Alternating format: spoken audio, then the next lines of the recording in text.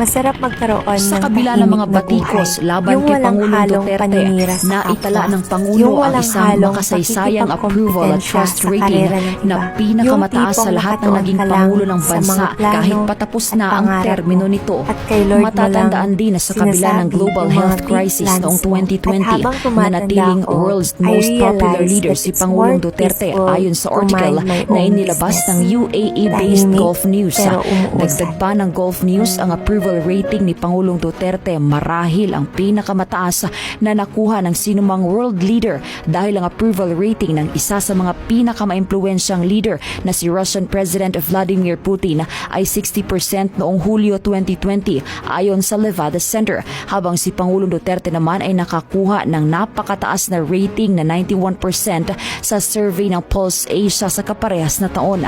Bagay na mukhang imposible sa gitna ng krisis pero nagawang makuha ni Pangulong Duterte. Samantala, ang malapit na kaibigan at spiritual advisor ng Pangulo na si Reverend Dr. Pastor Apollo Sikibuloy, Honorary Chairman ng SMNI, buong tapang na naninindigan na kung sino talaga si Pangulong Duterte.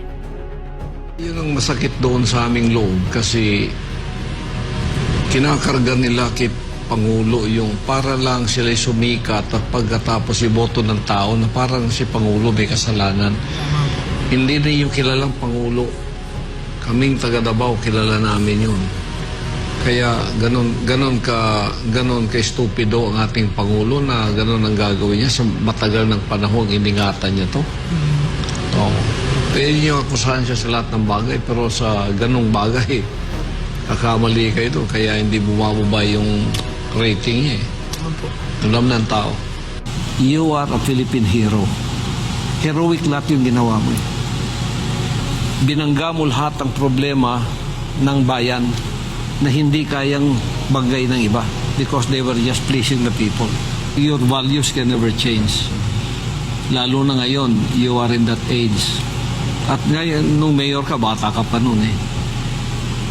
Kaya, you are my friend in the political world that I cannot forget.